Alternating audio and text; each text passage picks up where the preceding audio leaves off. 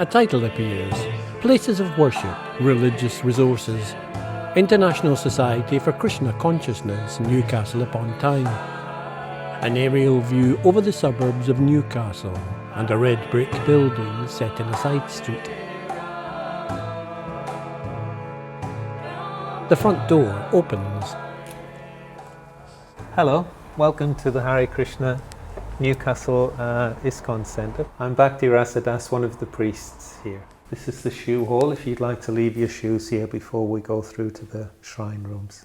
You might be wondering why we take shoes off before we come in. Shoes are worn outdoors, they pick up dirt, and we usually like to try and keep the shrine area pure, so we leave our shoes at the door. It's also a little bit humbling that that's kind of a secondary consideration for those of us who prefer to be in that mode when we come to a shrine, that we go down a few inches in stature, which is a good thing to do before you meet the deity of the temple. And this is our shrine room. There's a few interesting features here. First of all, I'd like to introduce you to our founder. This is his form or image, and his name is Prabhupada. He's the founder of our particular society, the Hare Krishna movement. He's not understood as a deity, he's a revered teacher. We like to keep his form to give us an opportunity to express our indebtedness to him. He spread the teachings that we follow, the teachings about yoga and meditation. So we like to remember him and honor him by having his form in our centers. And these are our deities. They're known as Pancha Tattva. Pancha means five, and Tattva means truths. So they represent five spiritual truths. God in the center, then God's expansion, first expansion, then his devotee, his energy, and his the leader of his devotees. So these are five truths, or Pancha Tattva, that we know them. And they depict a person in the center called Chaitanya. And Chaitanya made his appearance in West Bengal. He's particularly prominent in our tradition for spreading the type of meditation that we do, popularizing and spreading the type of meditation that we do, which is called mantra meditation. So on our shrine you'll notice there's 3 levels, and the first level you'll see human pictures. So the important thing on this level is that these teachers that we follow, they're not self-proclaimed, but they are representing their own teacher, and they represent an unbroken line of teachers which leads back to Lord Chaitanya and his times in 1586. So that's why on the first level we begin with this succession. As well as being gurus or teachers, they're also disciples and students of their own teacher. And in that way they're representing the Lord. And then the next level up, there's different images of Krishna himself, different forms that he has. And then, as we explained earlier, there's Pancha Tattva. And people like to come to the shrine to express their devotion, to express their love, their affection, their appreciation of Krishna or God. And they bring different articles, objects for the pleasure of God, fruits, sweets, flowers. You can see here different flower arrangements have been made to beautify and make a pleasing atmosphere for the deity. Sometimes the Hare Krishna movement is known as the kitchen religion, because food is such a central part of what we do in terms of worship. So all of the food that gets served here is first of all offered to God on the altar, and then once it's been offered to him, it's called prasad, which is grace or kindness or mercy. It becomes sanctified food, and then we serve it out and share it with everybody. So that's another important function of the shrine, that we believe that God is present here, and he receives our worship and reciprocates with our worship in this form. Our understanding is that all life is sacred and that all life is equally sacred. So we don't understand ourselves to be any more important than the plants in terms of our essence is the same.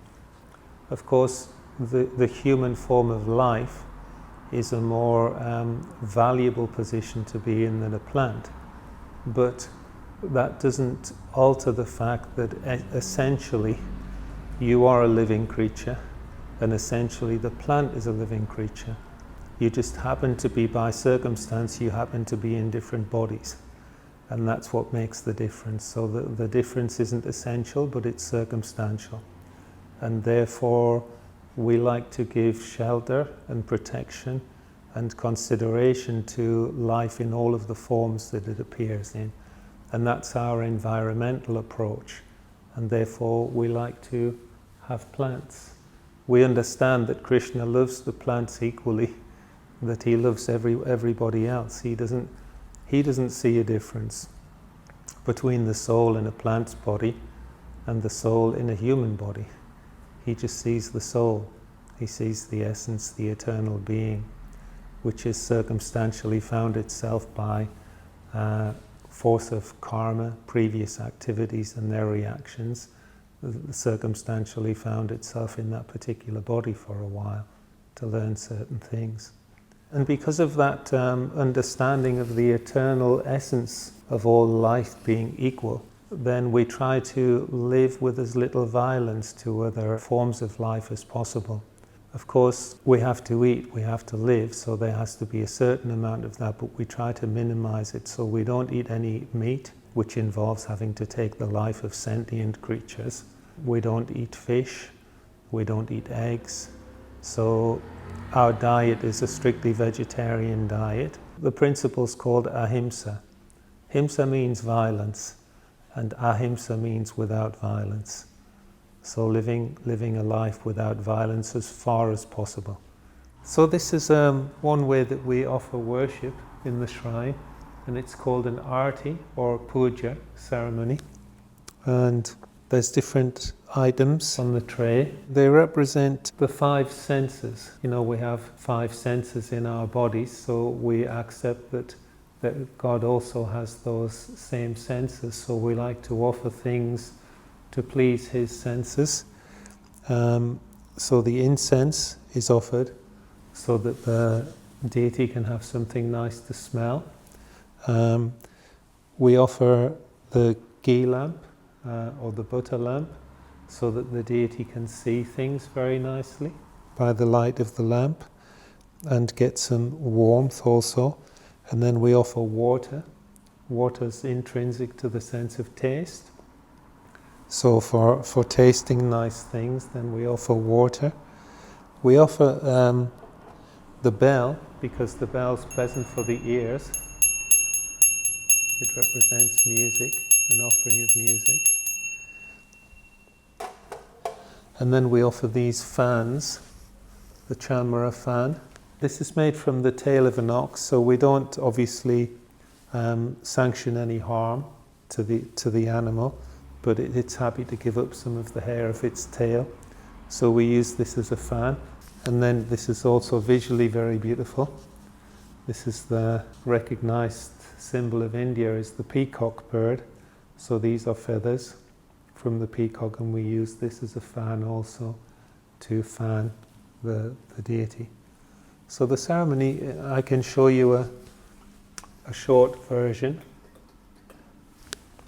And it begins with this conch shell. So we use this conch shell to let anybody who's interested know that there's an arti ceremony happening.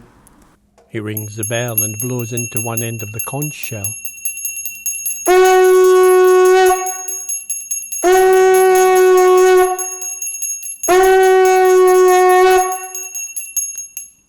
So 3 blasts on the conch shell, just to announce the beginning of the arti. He spoons some water into the shell and replaces it on its table. And then we light the incense first of all. He spoons ghee into the lamp. lights an incense stick with the lighter and a lamp with the stick.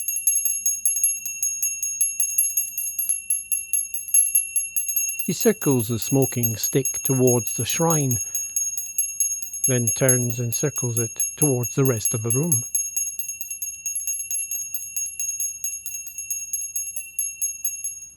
Sets the stick on a stand on the window ledge and spoons more ghee into the lamp. And then we offer the lamp.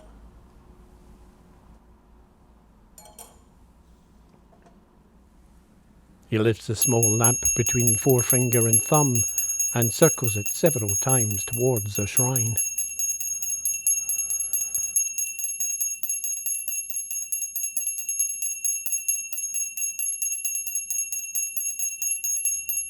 Turns and circles it towards the rest of the room and sets it back down on the puja tray. And then water. That goes in this pouring conch shell.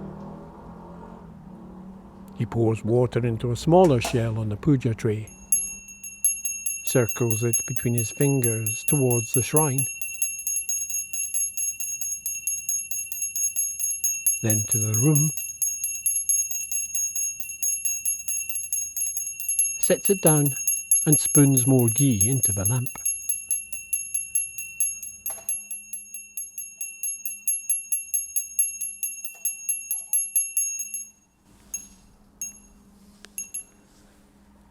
And then the chamra fan.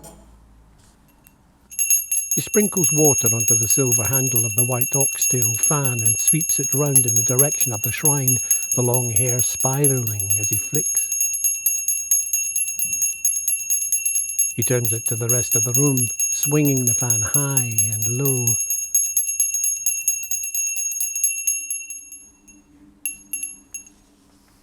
He hangs the fan back by the window. He scoops some water into the spoon and takes a peacock fan from the other side of the window frame. The peacock fan. He flicks a peacock fan towards the shrine. And then finishing off again with the conch shell. Just to let people know that the arti is finishing. He spoons water into the shell and blows into one end.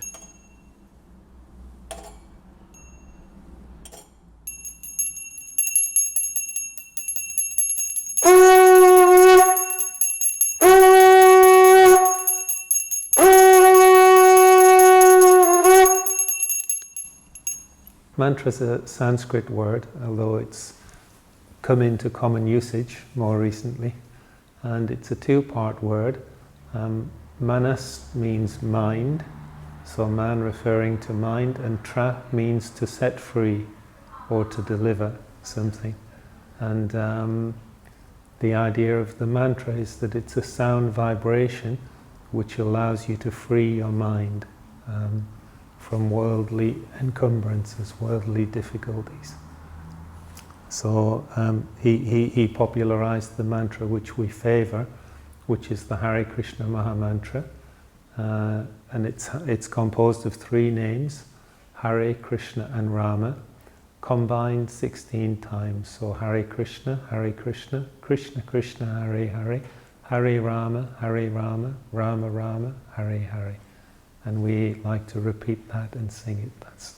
That's our main form of worship, yoga, meditation.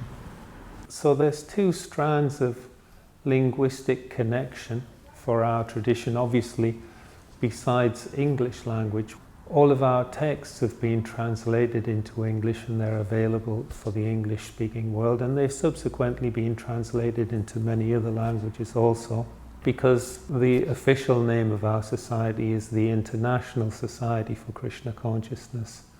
So that international, it's not just a statement of geographical location, but it's also a statement of intent.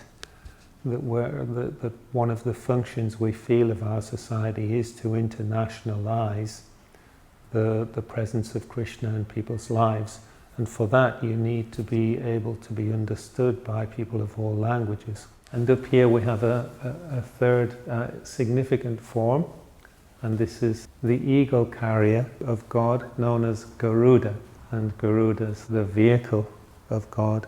So we're inviting the Lord to come to the shrine, and we accept that he's taken up that invitation, so therefore we show him arriving on Garuda like that. So there's two main ways that we practice mantra meditation in our tradition. One is called japa, and japa means to repeat something, so it's a form of repetitive prayer, and for that we usually use beads for counting the mantras on. These are my beads. And there's 108 beads on a string, and for each bead we chant one mantra. So Hare Krishna, Krishna Krishna, Hare Hare, Hare Rama, Rama Rama, Hare Hare, and so on around. And then when we get to that side, turn back and start again. And in that way we meditate on a daily basis. And then another way is with musical instruments. We also have drums, which perform a similar function, but they're more rhythmic as well as keeping time. Bhakti Rasa sits cross-legged on the floor playing drums beside Shyama Ramani, who plays harmonium and sings.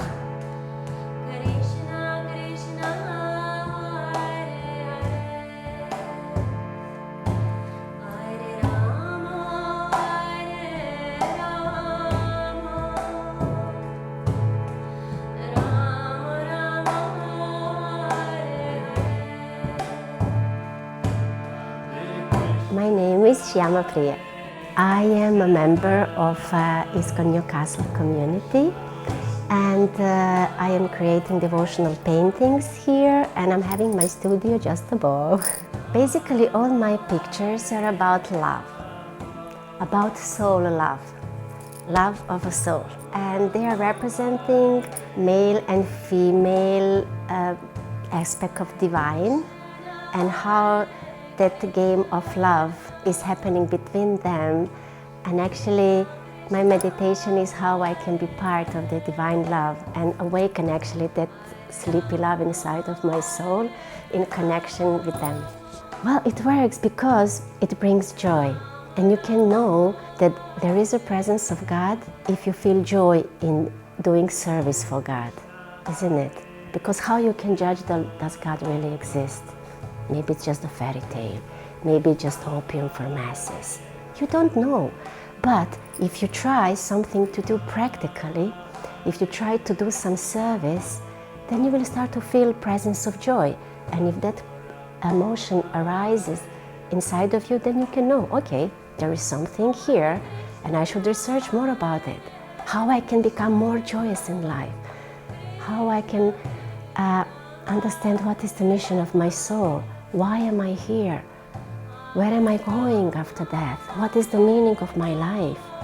The meaning of all our lives. Because when we have happy, shiny times in life, we don't think too much about those questions, isn't it? But when we start to slowly meet like maybe some disease or some losses in life, then we start to question that, what is going on here? What is this life all about? Am I just born to die and struggling in between? Or there is something higher? Am I just this body? Or maybe I am just the soul inside of a body which is going through certain experience in this life. So there are many questions.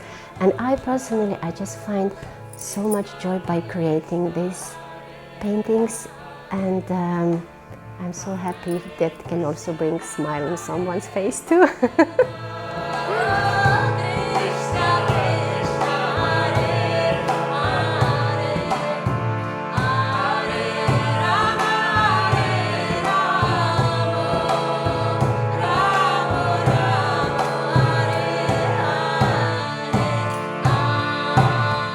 What takes place in the singing of the Hare Krishna mantra? You feel moved internally by the sound vibration. In your heart, you feel movement, and that tends to flow out also. The heart's the epicenter, but then it also flows out and you feel like moving and swinging and swaying. And as things go on, it can get quite on the ropist side, even if you get particularly inspired.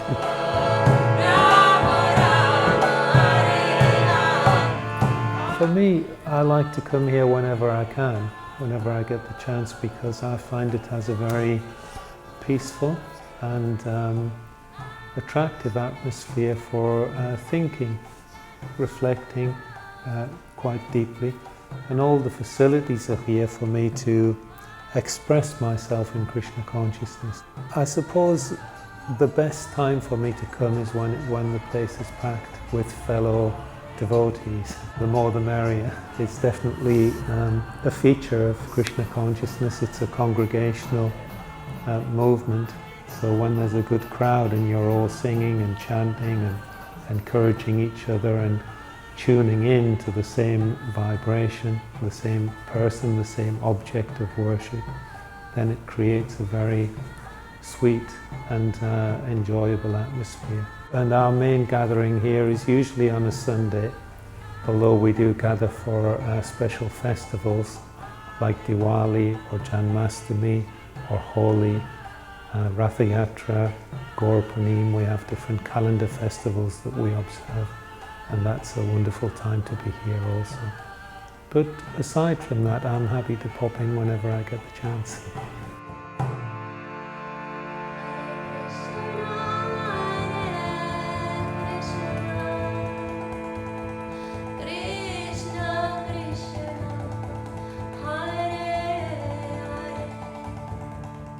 Credits appear.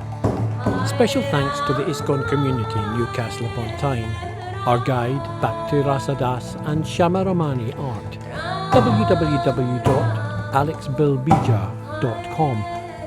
Producer Corinza Passmore, film and editing David Warren, DGM Productions, audio description by Willie Elliott.